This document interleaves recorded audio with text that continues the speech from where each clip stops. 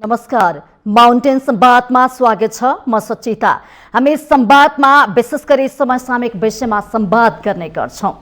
अन्ततः अर्थमन्त्री जनार्दन शर्माले राजीनामा दिइसक्नु भएको छ। चौतर्फी रूपमा उहाँको आलोचना भइसकेपछि उहाँ राजीनामा दिन बाध्य हुनुभयो र उहाँले अब भने उहाँको विषयमा छानबिन गर्नको लागि बाटो पनि खुलेको छ र संसदीय समिति पनि गठन भइसकेको छ।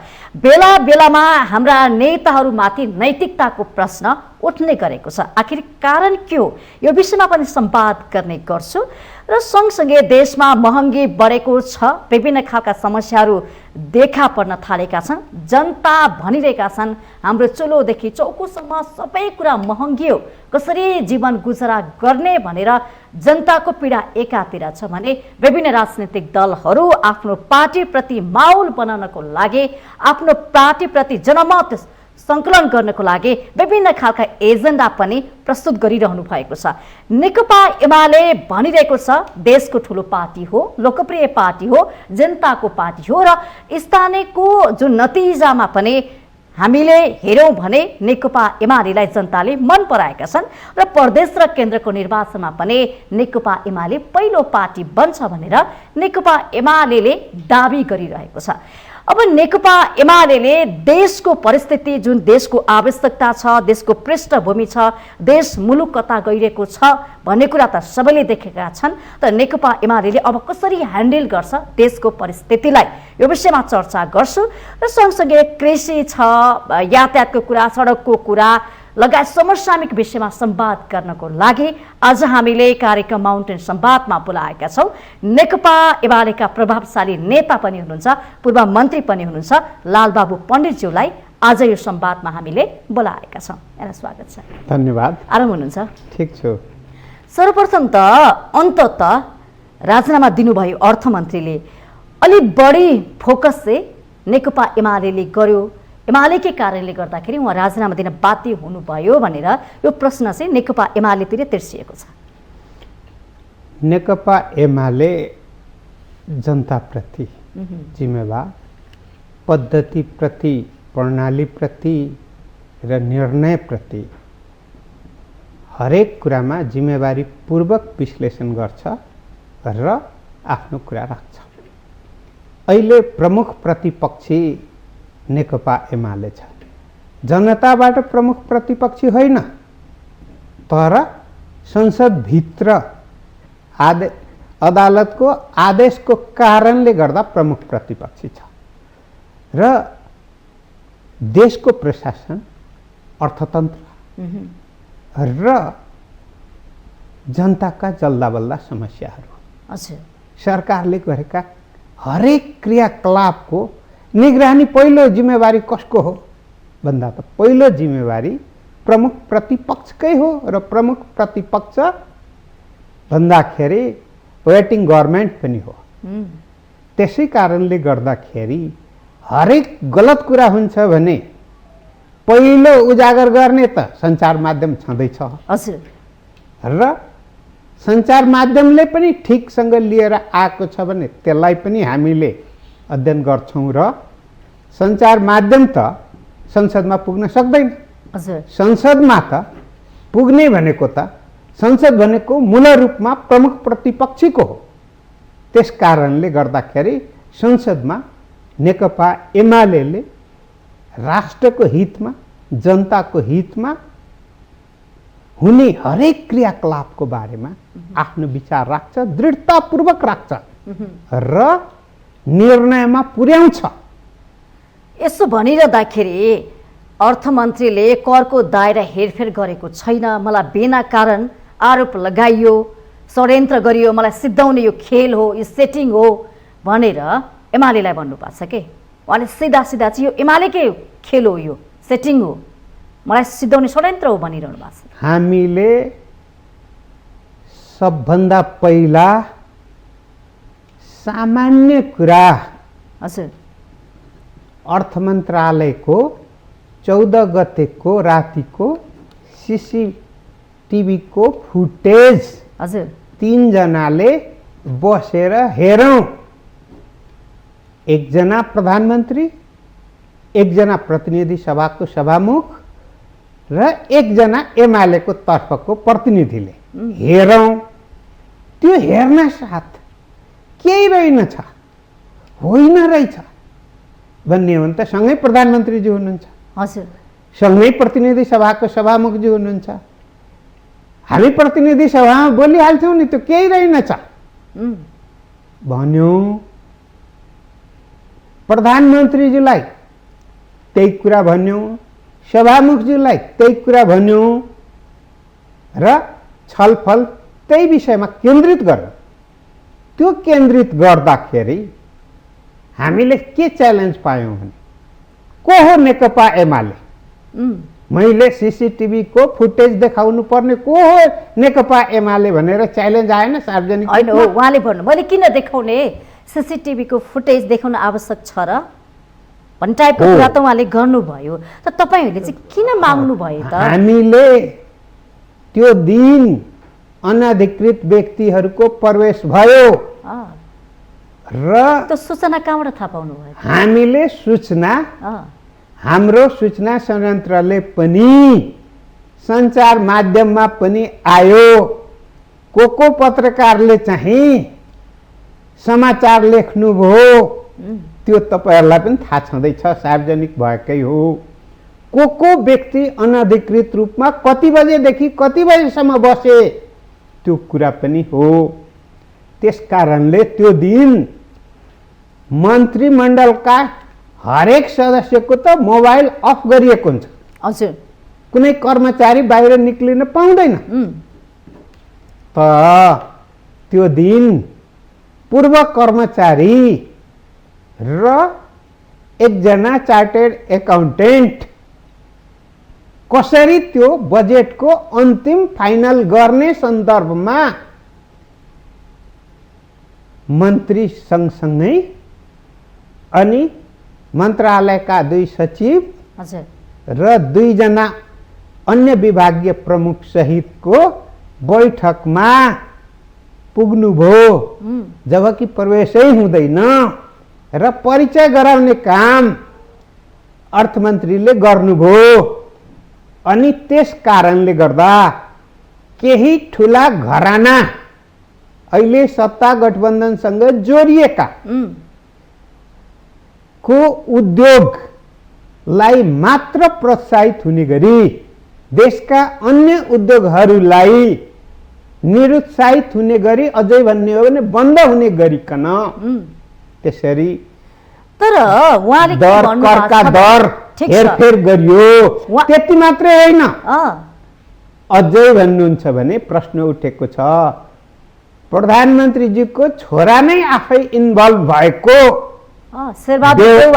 व्यवसायलाई 90% सम्म कर छुट दिने गरिकन जुन आयो भनिसकेपछि जुन निर्णय त सार्वजनिक भयो नि। तर उहाँले करको दायरा हेरफेर गरेको छैन। बजेटले समग्र सर्वसाधारण जनताको हितको लागि बजेट ल्याइएको हो। कृषि, रोजगार, गरिबी निवारण, उद्योग धन्दाहरूको लागि पर्यटन, कृषि सबै क्षेत्रलाई समेटेको छ हैन। विकासको लागि, समृद्धिको लागि राम्रो हुन्छ। यो बजेट त मैले एकदमै राम्रो लिएर आएको छु। यो बजेटले कुनै पनि हानि खालको बजेट छैन। सबै वर्गलाई, सबै क्षेत्रलाई, सबै मानिसलाई समेट्ने खालको बजेट ल्याएको छु भन्नुभएको छ नि त। हाम्रो जीवको तुलनामा 20 कति गुणा सानो हुन्छ, तर जीवलाई नै समाप्त गरिदिन्छ नि त, हो? हजुर। त्यसै कारणले हामीले बजेट चाहिँ कहाँ दिनुभयो दिनु भएन भन्ने प्रश्नमा अहिले केन्द्रित छैनौँ। सरकारको काम हो राजस्व सङ्कलन गर्ने र राजस्व सङ्कलनबाट र थप ऋण अनुदान सहितको खर्चको फेरिस्ट नै बजेट हो। त्यस कारणले गर्दाखेरि हामीले खर्चतिर केन्द्रित गरेका छैनौँ। हामीले राजस्वको दर जुन करिब 750 जति विषयवस्तुमा परिवर्तन भएको छ, जसमध्ये झन्नै 25वटा जति विषयवस्तुमा केन्द्रित भएर भनेका छौँ। केन्द्रित भएको विषयवस्तु ले के भन्छ भने राष्ट्रिय उद्योगलाई समाप्त गर्ने गरिकन नेपालको उद्योगहरूलाई समाप्त हुने गरिकन अनि केही जसलाई संरक्षित गर्नु जरुरी छैन र अझै पहुँच भएका राजनीतिक परिवार र राजनीतिक परिवारभित्रका पनि उद्योगहरूलाई प्रोत्साहित गर्ने गरी ल्याइयो। त्यसकारण त्यसको छानबिन गरौँ भने हो। त्यो छानबिनको सुरुवात कहाँदेखि गरौँ भनेको हो। नेकपा एमाले मात्र गरौँ भने होइन, संसदको संसदीय समिति छानबिन गरेर अनि रिपोर्ट देओस्। होइन केही रहेनछ भन्ने हो भने सफाई पाएर आइहाल्नुहुन्छ। ठिक छ, संसदीय समिति एउटा गठन पनि गरिएको छ। अब छानबिन होला के हो भनेर अब राजीनामा चाहिँ तपाईँहरूकै कारणले दिएको भनेर कुरा पनि आइरहेको छ।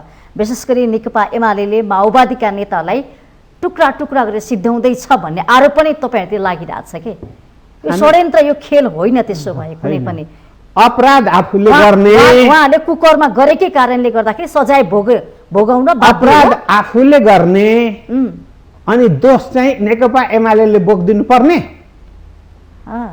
कि जसले जुन कुराको अपराध गर्छ त्यसको दण्ड पनि उसैले पाउँछ होइन।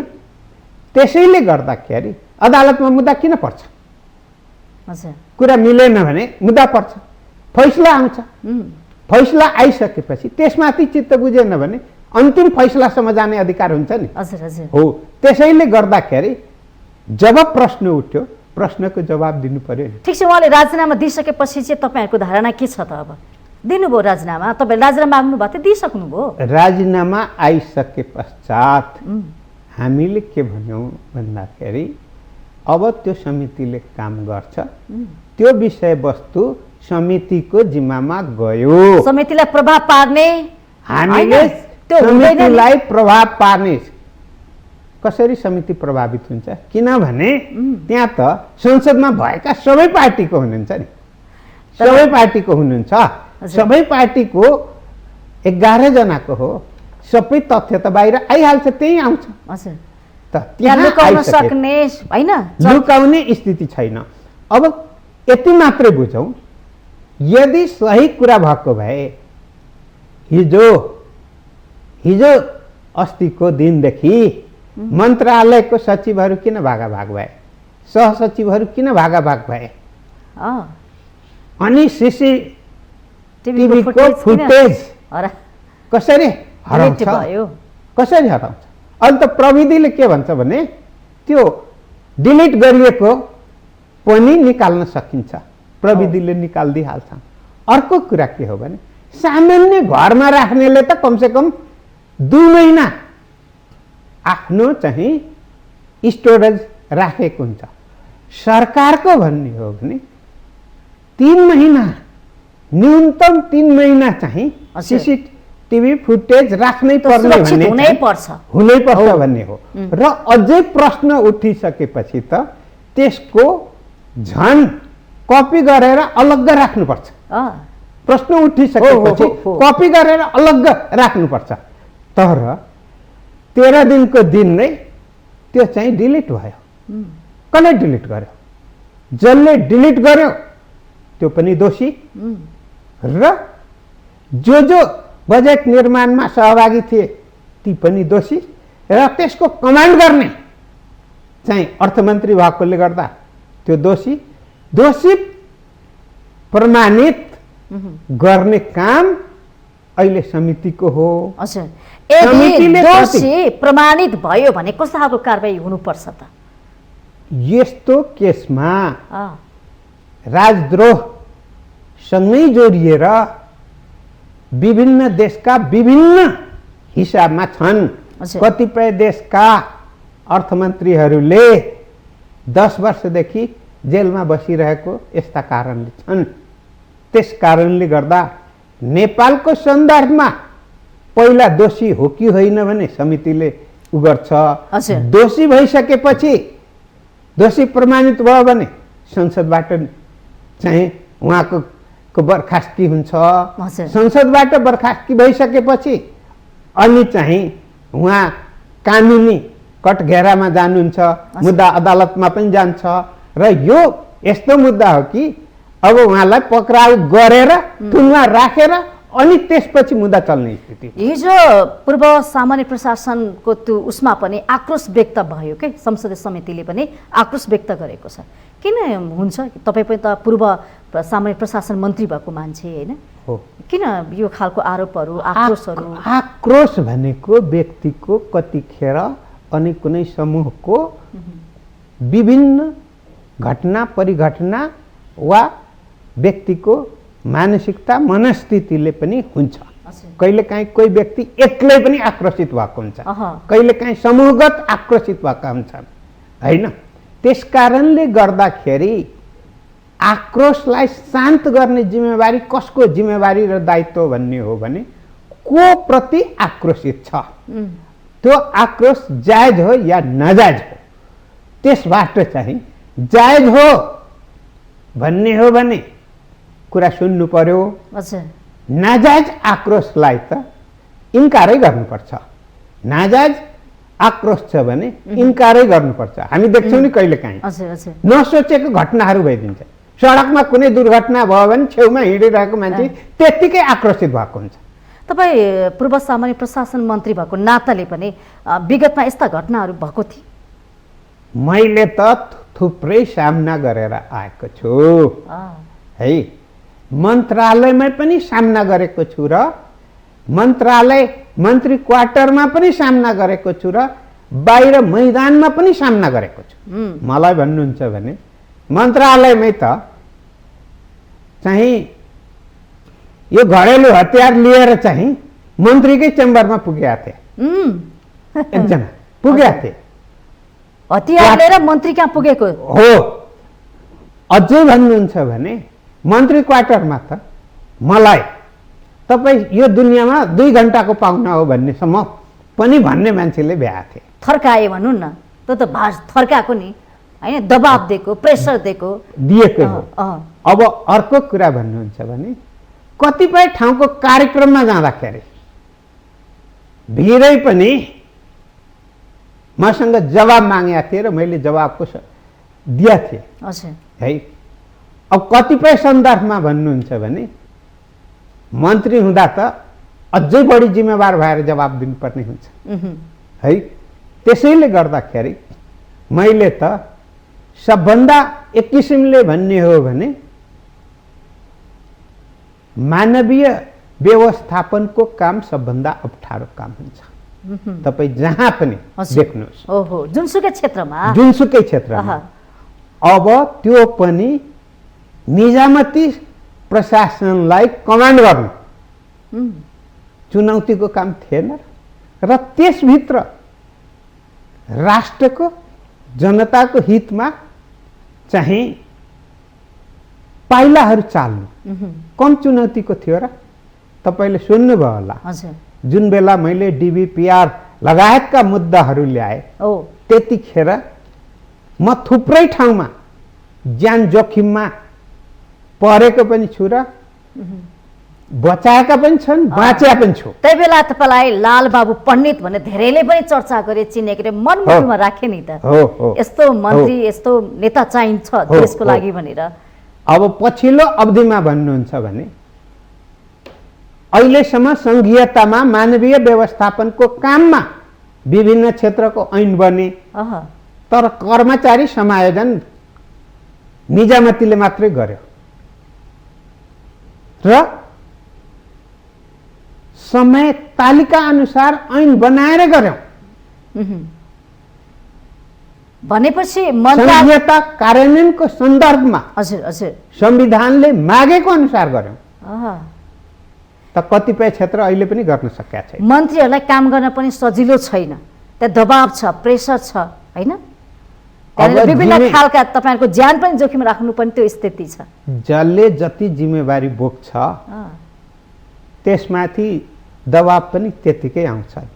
तपाईँ हामी देख्छौँ नि रमाइलो मानेर फुटबल खेलिरहेका हुन्छौँ हेरिरहेका हुन्छौँ। तर जित्नै पर्ने हुन्छ, जित्नै पर्ने हुन्छ। त्यो दबाब त छ नि त। त्यो खेलाडीलाई कम दबाब हुन्छ, मेन्टली कति प्रेसर हुन्छ, कति प्रेसर हुन्छ। शारीरिकमा पनि ऊ कुस्ती गरिरहेको हुन्छ, लडाइँ गरिरहेको हुन्छ, भिडिरहेको र हुन्छ। अझै जितेर आएपछि पाएको स्याबासी र हारेर आएपछि पाएको पीडा पीडा हो हो त्यो त ह्यान्डल गर्न सक्नु पर्यो, ह्यान्डल गर्न सक्नु पर्यो है। त्यसलाई क्षमता भन्ने त हो।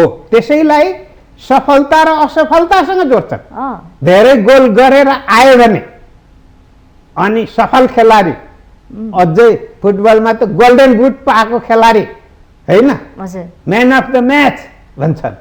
त्यो त राजनीतिमा पनि हुन्छ नि त, राजनीतिमा पनि हुन्छ सफल र असफल। तर म्यान अफ द म्याच त धेरै कम छन् राजनीतिमा। हेर्नुहोस् त, खोइ त्यो मेडल प्राप्त गरेका नेताहरू पाउन गाह्रो छ नि, मुस्किल छ नि। हेर्नु त, नेताहरूमाथि नैतिकताको प्रश्न पटक पटक उठिरहेछ। यसभन्दा अगाडि पनि पूर्व अर्थमन्त्री नेताहरूमाथि पनि उठ्यो नैतिकताको प्रश्न। यहीँनिर राजनीतिभित्र छैन तपाईँले भन्नुभयो भने राजनीतिभित्र पनि छ। किन छ भन्ने हो भने अहिले हाम्रो जननेता मदन भण्डारीको नाम जनताको जनजनमा छ। त्यही मदन भण्डारीको नाम बजाएर नेकपा एमाले अहिले स्थापित भइरहेछ। मनमोहन अधिकारीको नाम जनजनमा छ। बीपी कोइरालाको नाम छ कि छैन? त्यसपछिको नेता कसको नाम छ भन्नुहोस् त जनजनमा? होइन, मात्रा फरक होला, मात्रा फरक होला, तर श्रद्धापूर्वक लिने नाम र दुर्नाममा फरक हुन्छ। त्यसैले गर्दाखेरि जनताले नेतै जन्माएन भन्ने होइन, नेता जन्मायो। तर के हो भने कतिपय नेता चाहिँ जनजनमा मनमनमा बसे। कतिपय नेता मदन भण्डारीको नाम लिइरहन्छौँ हामी। कतिपय नेतामाथि औँला त तेर्स्याउँछ नि, हो तेर्स्याउँछ नि, भइरहेछ त, रोक्या छैन के, रोक्या छैन। नैतिकतामा किन औँला के हो भन्दाखेरि हाम्रो नेपाली समाजमा एउटा कुरा छ, जिउँदो हुन्जेलसम्म औँला ठड्याइएन भने अनि बिग्रिन्छ कि भन्ने त्राही, एउटा दबाब पनि हो। राम्रो काम गर भनेर दबाब पनि हो। अनि जस्तो सुकै खराब भए पनि, खराब भएपछि मरिसकेपछि एकचोटि त आँसु चुहाइहाल्छ। प्रशंसा गर्न थाल्छौँ। त्यसै कारणले मरेको लासलाई सम्मान गर्छौँ, प्रशंसा गर्छौँ, आदर गर्छौँ, सत्कार गर्छौँ। त्यो होइन नि, जिउँदो मान्छेलाई हामी सम्मान दिन सक्दैनौँ के? जिउँदो मान्छेलाई पनि सम्मान गर्छौँ।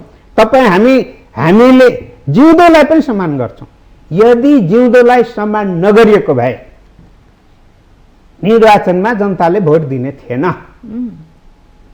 भोट पाइसकेपछि अनि गरिएको सम्मान नेकपा एमालेले हो। त्यसै कारणले गर्दा छ त तपाईहरुमाथि लागेछ यो दाग। म एउटा कुरा अझै प्रश्न भन्न चाहन्छु। हजुर, जति सुकै सुन्दर किन नहोस् वा सुन्दरी किन नहोस्, पसिना आउँछ कि आउँदैन? नुहाउनु पर्छ कि पर्दैन? लुगा धुनु पर्छ कि पर्दैन? शरीरको फोहोर फाल्नु पर्छ कि पर्दैन?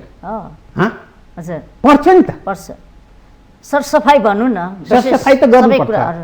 तर राजनीतिक नेताहरूमा पनि सरसफाईको आवश्यकता पर्छ नि त। हो एकदमै, यो त एकदम अर्को कुरा भन्ने ठेट कुरा यही हो। ठेट कुरा यही हो। त्यसकारण राजनीति गर्नेको चाहिँ कहिले नुहाउनु पर्दैन। यो त हरेक पार्टीको नेताहरूले गर्नुपर्छ। कांग्रेस हो, माओवादी हो, नेकपा एमाले होस्, राप्रपा हेर्नु त जसो संगारमा छ। आफूलाई सरसफाई नगर्ने, आफूमाथि मैल बढाउँदै लिएर जाने, फोरी भएर बस्ने, अनि अर्कोलाई त नाच्छस्, त यस्तो होस् उस्तो होस् भनेर अर्कोलाई चाहिँ अब अर्कोतिर म अर्कोतिर भन्छु। फोटो चाहिँ एकचोटि अलि अँध्यारो अनुहारको चाहिँ कहिले खिचिया छ भने जिन्दगीभरि त्यो फोटोले उज्यालो छ भने उज्यालो देखाउँछ, अँध्यारो छ भने अँध्यारो देखाउँछ, देखाउँछ नि। त्यसकारण जनताको नेतामाथि जनताले राम्रो र नराम्रोको निम्ति प्रश्न उठाएन भने लोकतन्त्रै हुँदैन। त्यही त लोकतन्त्रमा प्रश्न उठ्छन्, उठाउँछन्।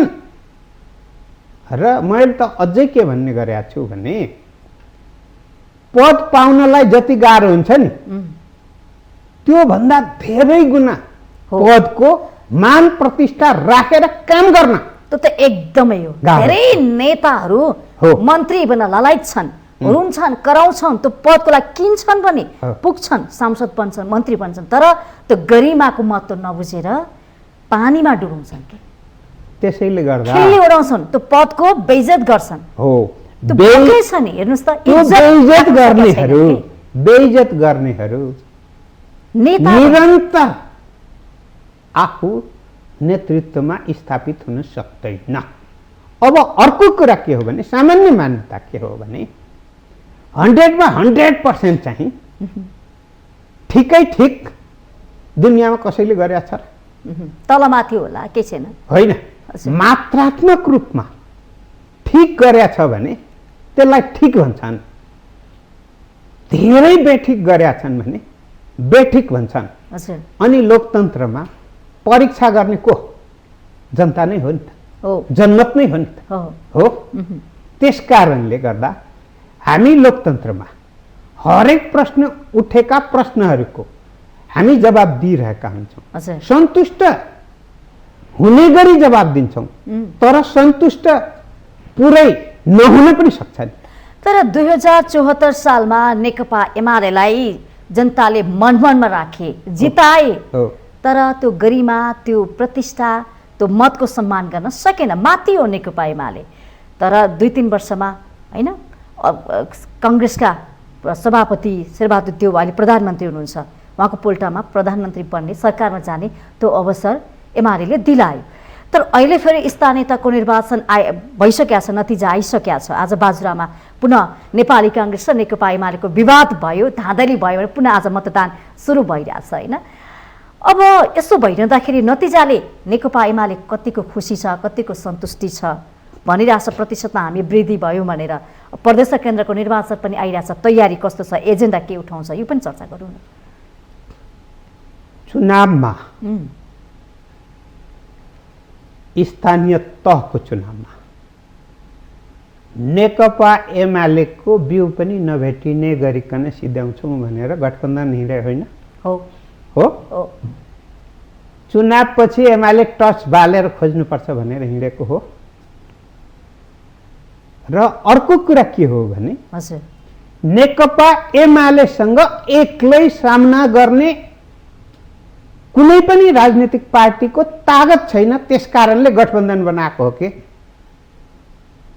गठबन्धन बनाउँदा उनीहरूले के भने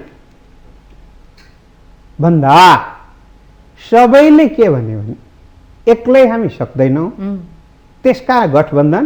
र पहिलो उद्देश्य के हो भने एमालेलाई सिद्ध्याउने, देश बनाउने होइन, एमालेलाई सिद्ध्याउने उद्देश्यका साथ गए।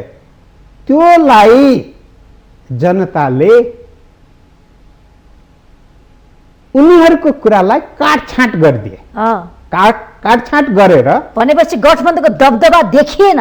तपाईले भन्नु गठबन्धनसँग एक्लै एमालेले सामना गर्यो। कुनै ठाउँमा 5 दलीय गठबन्धन, कुनै ठाउँमा 7 दलीय गठबन्धन। तर चितवनमा गठबन्धन गर्यो नि त तपाईको पार्टीले पनि। गठबन्धनै गरेको होइन, कमल थापाको गठबन्धनै होइन, हाम्रो गठबन्धन होइन। अरूले गरेको चाहिँ गठबन्धन, तपाईहरुले गरेको चाहिँ के बन्धन त? हामीले गठबन्धनको कहीं भाइ बन्धन, हामीले कहीं गठबन्धनको घोषणा गर्यौं र? हामीले दाजुभाइको बन्धन। कसैले हामीलाई सघाउँछ भने हामी पनि सघाइदिन्छौं। तर राष्ट्रिय रूपमा एजेन्डा बनाएर अभियानका साथ नेकपा एमालेले कुनै गठबन्धन गरेका छैन। र नेकपा एमालेले आगामी निर्वाचनमा पनि जसरी अहिले 5 दलीय गठबन्धन छ त्यसरी गठबन्धन गर्दैन। तर गठबन्धन फुटाउन नेकपा एमाले कसरतमा छ भन्छन्। अब के हुन्छ भने भूत लागोस् या नलागोस् आफै काम थाल्ने हो भने अनि त्यो नाटक चाहिँ कसले पत्याउँछ। त्यसैले गर्दा नेकपा एमाले अहिले पनि बडो प्रश्नसँग हामी भनिरहेका छौँ। हजुर, हामी एक्लै चुनावमा जान तयार छौँ। हजुर, जस्तो शक्ति जसरी आए पनि सामना गर्न तयार छौँ। एक्लै लड्छ। त्यसो भए तपाईँहरू फेरि पनि वाम एकता होइन, फेरि गठबन्धन यतिर जानुहुन्न। हामीले अहिले वाम एकताको नारै लगाएका छैनौँ। वाम एकताको नारा लाउने को? उपेन्द्र यादवलाई पनि मिलाउने भन्ने चर्चा आइरहेछ पछिल्लो समय। के हो यो खास कुरा? जो आफूलाई कमजोर ठान्छन्, नेकपा एमालेसँग मिलियो भने आफ्नो अस्तित्व कायम हुन्छ भन्छन्। उनीहरूको कुरा सुनेर जस्ताको तस्तै निर्णय गरिदिने एमाले होइन। तपाईँले देख्नु भएको छ नि, एमालेमा हुँदा नेकपामा हुँदा वामदेव गौतमजीको के हाल थियो, अहिले कुन हालमा पुग्नु भएको छ? उहाँले त पार्टी घोषणा गर्नु फेरि निष्कासित हुनुभयो। त्यत्तिकैले पुग्छ। हजुर, अर्को कुरा के हो भने गठबन्धनको आफ्नो विचार हुँदैन। हजुर, नेकपा एमालेको आफ्नो विचार छ। के विचार छ नेकपा एमालेको? नेकपा एमाले भइसक्यो, हराइसक्यो। तपाईँ त विचारमा त पुग्नै सक्नु भएन। हामीले हुँदैन, हामीले बाटोमा अलपत्र पर्यो विचार। हामीले अलपत्र, पद नहुँदैमा विचार अलपत्र पर्छ। पद भयो भने मात्र विचार रहन्छ। त्यो भन्न खोजिन मैले। त्यसैले गर्दाखेरि हामीले के भनेका छौँ, प्रष्टसँग के भनेका छौँ भने हाम्रो विचार जनताको बहुदलीय जनवाद हो। हजुर, जनताको बहुदलीय जनवाद। तपाईहरुको महाधिवेशनमा पनि यही कुरा उठाएको थियो नि, नव महाधिवेशनमा पनि। र हामीले के भनेका छौँ भने देशले अवलम्बन गरेको बाटो समाजवादको बाटो हो र हामीले अवलम्बन गरेको जनताको बहुदलीय जनवाद मार्फतको बाटो पनि हो। समाजवाद उन्मुख अहिलेको संविधान हो र समाजवादको बाटो नै हो।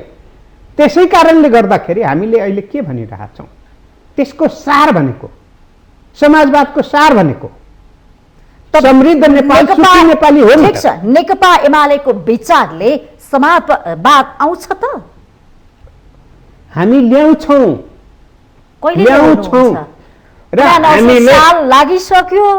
हामीले त्यसैले गर्दा के भनेका छौँ, भएको यत्रो वर्ष भइसक्यो। हामीले के भनेका छौँ भन्ने हो भने हामी प्रतिस्पर्धाबाट गइरहेका छौँ, प्रतिस्पर्धाबाट गइरहेका छौँ। बहुदलीयतालाई मानेका छौँ, बहुलवादलाई पनि मानिरहेका छौँ यो संविधानले। अनि सङ्घर्ष नगरिकन टुप्पुक्क फल चाहिँ प्राप्त हुन्छ र त्यसै कारणले गर्दा हामीले के भन्यौँ भने हामी समृद्ध नेपाल, सुखी नेपालीको चाहना र हाम्रो सङ्कल्प, त्यो सङ्कल्प पुरा गर्नको लागि हामी अगाडि बढ्दै थियौँ। यो सुखी नेपाली, समृद्ध नेपालको नारा त एउटा बच्चा होइन, गर्भमा हुर्किँदै गरेको बच्चादेखि वृद्ध आमाले पनि सम्झिनु भएको छ के म कहिले सुखी हुने, मेरो देश कहिले होइन सुविधा आउँछ,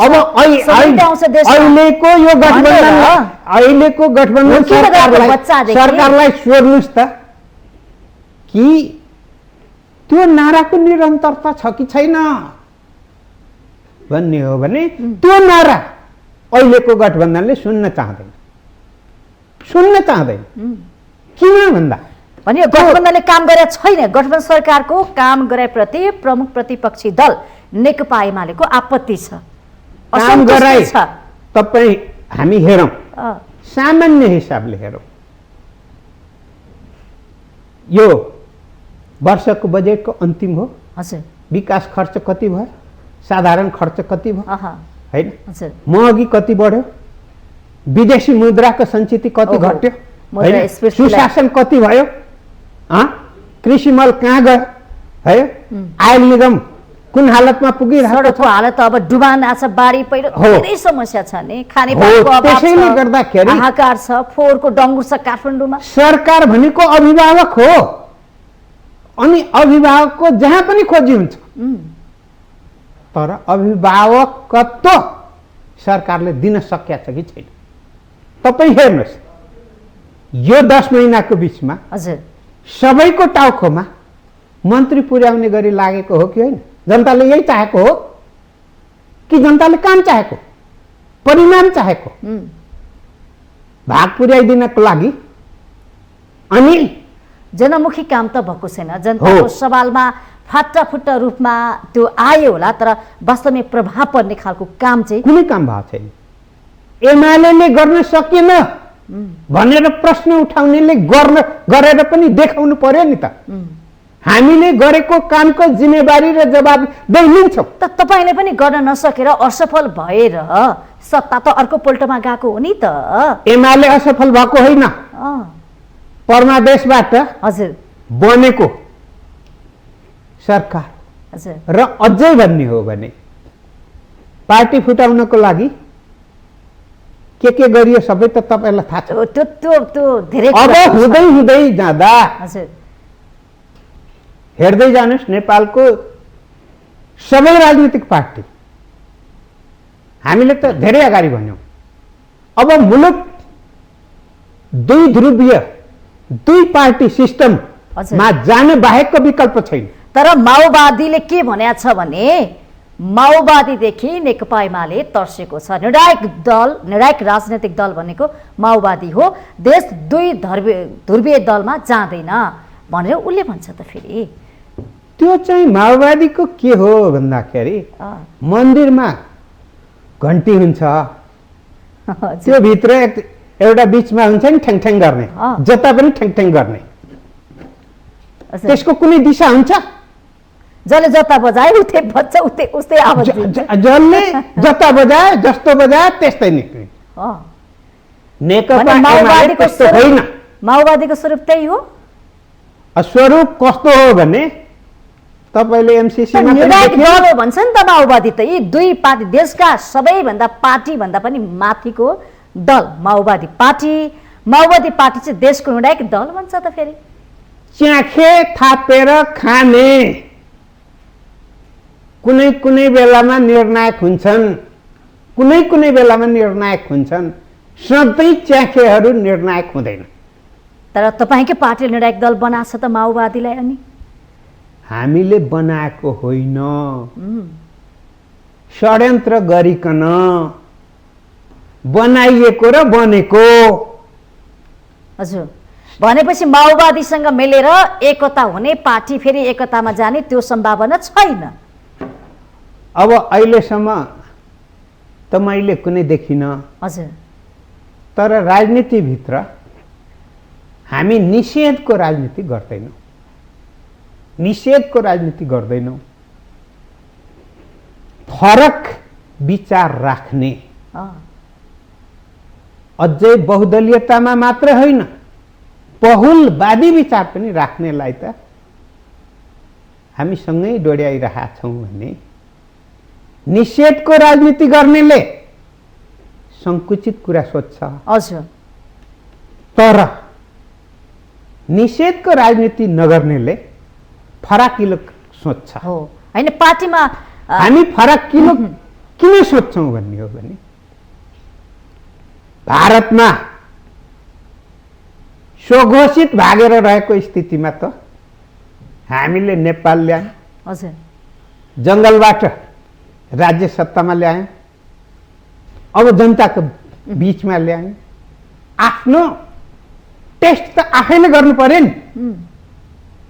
विचारको टेस्ट गर्नु पर्यो, व्यवहारको टेस्ट गर्नु पर्यो, अनि त्यसबाट निस्किने परिणामबाट आफू कहाँ छु भने हेर्नु पर्यो क्या।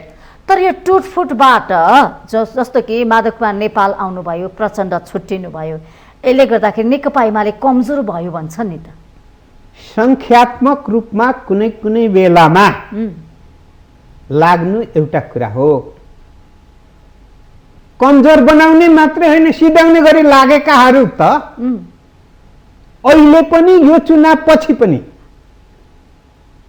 अब संघीय चुनाव र प्रादेशिक चुनावमा हजुर एक्लै भिड्न नेकपा एमालेसँग कसैको आँट छैन। एक्लै लड्ने कसैको आँट छैन। अनि कसैको जसको एक्लै भिड्ने आँट छैन उसले चाहिँ म बलियो छु र ठुलो छु। तपाईहरु पनि आत्तिनु भएको छ नि त। ओहो स्थानीय तहको नतिजाले हामीलाई यहाँसम्म झार्यो, स्वतन्त्रको पनि अगाडि आइरहेछ, रवि लामिछाने लगायतका ती स्वतन्त्रवादी पनि अगाडि आइरहेछन्। स्वतन्त्रको कुनै विचार छ कि मात्र पदको विचारविहीन मात्र पदको आकांक्षीले यो देश परिवर्तन गर्छु भन्ने हो भने सक्दैन। यो हास्यास्पद मात्रै हो, सक्दैन। परिणाममा गैर दलीय बहुदलीयता भित्र गैर दलीय कुरा के हो भने अहिले भन्दा त धेरै घोचपेच होला, त्यो अर्थमा नबनाऊ। नभए निर्दलीय विचार हो। निर्दलीय विचार भनेको त उहिले पञ्चायतले ल्याएकै विचार हो। भनेपछि पार्टी नै चाहिन्छ देशको मुहार फेर्नको लागि। अहिले मात्र दलै चाहिन्छ। बुद्धकालीन अवस्थामा पनि संगम शरणम गच्छामि, संघमा बस भनेको, एकीकृत भएर बस भनेको, संस्थामा बस भनेको, एकल काटे नहो भनेको। हजुर। अनि कहिलेकाहीँ एकल काटे विचार आयो भने के भन्ने, टेस्टमा जाने भने स्वतन्त्रहरूको एकल काटे विचार हो। तपाईको ठम्मै त्यही हो। स्वतन्त्रहरू हरेक ठुला भनेका पार्टीले झापड हानेको भन्छ नि त जनता। जनताले सच्याउ होइन भने हामी त स्वतन्त्रलाई जिताउँछौ। स्वतन्त्रलाई जिताउने भनेको स्वतन्त्र पार्टी नै किन खोल्नु पर्यो त? पार्टी भएपछि विचार हुन्छ। स्वतन्त्रको पनि केही विचार हुन्छ र? केही विचार हुँदैन, संगठित विचार हुँदैन। जतिखेर जे मन लाग्यो त्यही गर्न सक्छ। किनभने विचारविहीनता भनेको त्यो हो। अब ठिक छ, हामी कार्यक्रमको अन्त्यमा छौँ। विचारविहीनता भनेको दिशाविहीनता पनि हो। अब देश सङ्कटमा छ, आर्थिक सङ्कटमा छ होइन, सबै कुरा मङ्गिएको छ। एकातिर निर्वाचन त छँदैछ, यो हुन्छ है, निर्वाचन आयोगले पनि तयारी गरिरहेछ, तपाईँहरू पनि तयारीमा हुनुहुन्छ। तर मूल कुरा भनेको जनता पीडामा छ, छटपटिरहेका छन्। यावत समस्या छ, कति भन्ने कि हामीले जनताको समस्या बुझेर कहिले काम गर्छ, कहिले काम हुन्छ। अब एउटा कुरामा म तपाईसँग सहमत छु, जनतामा पीडामा छन्, पीडा हल गर्नुपर्छ। तर सबै पीडा एकैचोटि हल हुन्छ भन्ने होइन। प्रमुख पीडा होइन, जनताको पहिलो आवश्यकता के हो? अब अर्को कुरा के हो भने कति हामीले सक्छौँ, कतिलाई समय लाग्छ है। तर के हो भने कतिपय सङ्कट अन्तर्राष्ट्रिय सङ्कटसँग पनि जोडिएको छ। हजुर। कतिपय हाम्रो राष्ट्रिय आन्तरिक रूपमा उत्पन्न भएका छन्। आन्तरिक रूपमा उत्पन्न भएकालाई हामीले सम्हाल्नुपर्छ। अन्तर्राष्ट्रिय रूपमा उत्पन्न भएकालाई सकेसम्म हाम्रो देशमा त्यसको प्रभाव कम परोस् भन्ने चाहन्छौँ होइन। त्यस कारणले गर्दा अहिले अन्तर्राष्ट्रिय रूपमा यो विषयमा त खोइ त राजनीतिक दलले राष्ट्रिय सहमतिको छलफल गरेको खोइ, जनताका मुद्दाहरू उठान भएका खोइ। हामीले दैनिकी जसो सदनमा यो कुरा उठाएका छौँ। सदनमा उठाउने ठाउँ हुँदाहुँदै अहिले सडकलाई प्रमुखता बनाउनु हुँदैन भनेर सडकलाई प्रमुखता बनाएका छैनौँ। किनभने सङ्कटभित्र पनि झन् सडकमा बढी सङ्कट थपिने स्थिति हुन्छ, त्यो सम्हाल्न नसकिने स्थिति हुन सक्छ। त्यो सम्हाल्न नसक्ने स्थितिमा हामी पस्नु हुँदैन। ठिक छ, संसद भनेको जनताको आवाज बोल्ने थलो पनि हो। थलो पनि। नेकपा एमाले जनतामुखी काम गर्छ, जनताको आवाज बोल्छ र बोलिरहेको छ हो, त्यसमा कुनै दुई मत छैन। अब यो देशको स्थितिलाई पनि नेकपा एमाले गम्भीर रूपमा सोचेको छ। यो परिस्थितिबाट मुक्ति दिन्छ, छुटकारा अब नेकपा एमाले दिन सक्छ। नेकपा एमाले उराल्ने उचाल्ने थचार्ने पछार्ने गर्दै पछार्ने र देशलाई नै सङ्कटमा पार्ने कामतर्फ केन्द्रित छैन। हस् हरेक कुरा गम्भीरतापूर्वक गर्छ र निर्णायक रूपमा पुर्याउनको निम्ति लागि पर्छ। हस् संवादको लागि धन्यवाद यहाँलाई। हस् धन्यवाद। हजुर, आज हामीले कार्यक्रम माउन्टेन संवादमा नेकपा एमालेका प्रभावशाली नेता लालबाबु पण्डितज्यूलाई बोलाएका थियौं। कार्यक्रमबाट म पनि बिदा हुन्छु। माउन्टेन टेलिभिजन HD हेर्दै रहनुहोला। नमस्ते।